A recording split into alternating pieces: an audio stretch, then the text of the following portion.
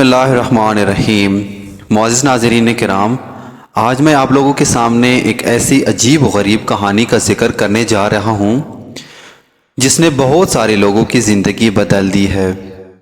کہانی کا عنوان ہے جنت اور آپ میں صرف ایک قدم کا فاصلہ۔ شروع کرتے ہیں۔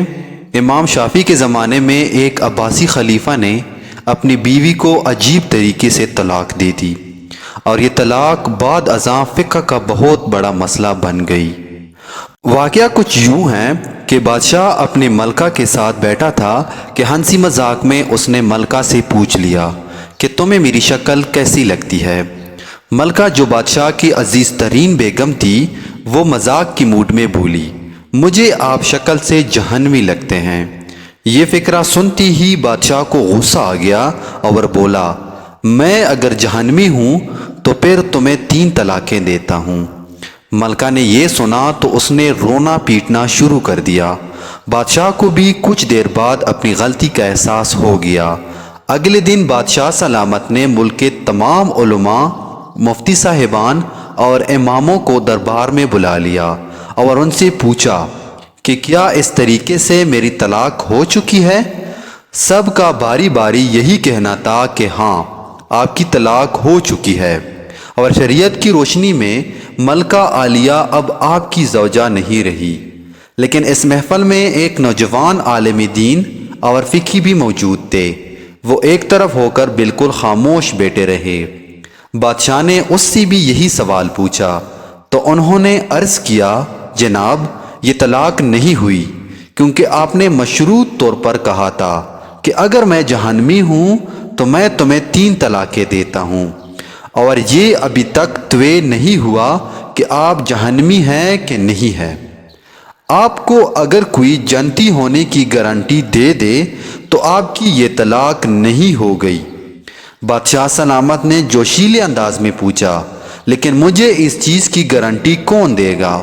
سب علماء کرام نے اس سوال کے جواب پر اپنے سر جھکا لیے کہ دنیا میں کون شخص جنتی ہے اور کون جہنمی ہے، اس کی کوئی گارنٹی نہیں دے سکتا۔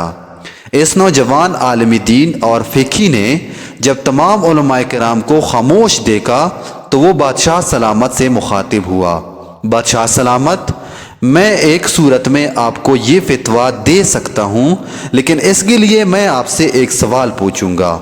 اگر آپ کا جواب ہاں ہوا تو میں آپ کو جنتی ہونے کا فتویٰ دے دوں گا۔ بادشاہ نے کہا، ہاں پوچھو۔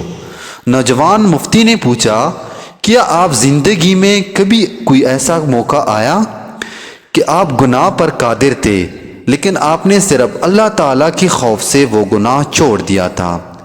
بادشاہ نے سر اٹھایا اور کہا، ہاں، ایک بار ایسا ہوا تھا، میں اپنے خوابگاہ میں داخل ہوا تھا اور وہاں ایک خادمہ صفائی کر رہی تھی۔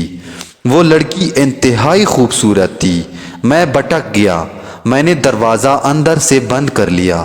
میں غلط نیت سے اس لڑکی کی طرف بڑھا تو اس نے رونا شروع کر دیا اور چلا کر بولی، اے بادشاہ، اللہ سے ڈرو، وہ تم سے زیادہ طاقتور ہے۔ میں نے جب یہ سنا تو میرے اوپر اللہ تعالیٰ کا خوف طاری ہو گیا۔ میں اگرچہ بادشاہ تھا، وہ لڑکی میرے کمرے میں تھی، میں نے دروازے کو اندر سے کنڈی لگائی ہوئی تھی اور اس وقت دنیا کی کوئی طاقت مجھے برائی سے نہیں روک سکتی تھی، لیکن میں نے صرف اللہ تعالیٰ کے خوف سے دروازہ کھول دیا اور اس لڑکی کو جانے کی اجازت دے دی۔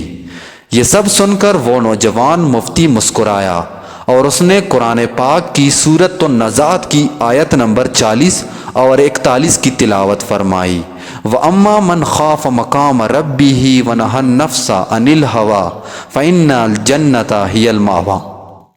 اس کا ترجمہ ہے، جو اپنے رب کے سامنے کھڑے ہونے سے ڈر گیا اور اس نے اپنے نفس کو خواہشات میں پڑنے سے بچا لیا تو ایسے شخص کا ٹھکانہ جنت ہوگا۔ اس کے بعد نوجوان نے بادشاہ سلامت سے کہا، میں آپ کو فتویٰ دیتا ہوں کہ آپ جنتی بھی ہیں اور آپ کی طلاق بھی نہیں ہوئی۔